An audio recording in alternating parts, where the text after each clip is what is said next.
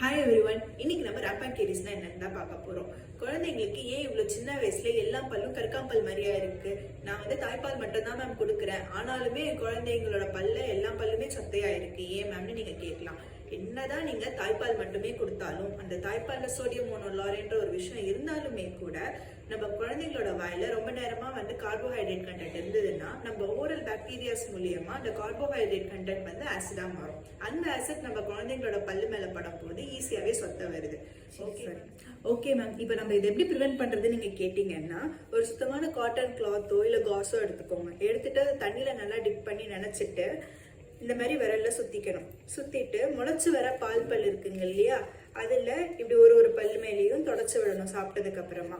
So இந்த மாதிரி தொடச்சு வரும்போதே உங்களுக்கு எல்லா ஃபுட் பார்ட்டிகல்ஸும் கையோட வந்துடும். இந்த மாதிரி நம்ம பண்ணும்போதே குழந்தைங்களோட பால் பல்ல வர மேஜரான டிகேயை நம்ம ப்ரிவென்ட் பண்ணலாம்.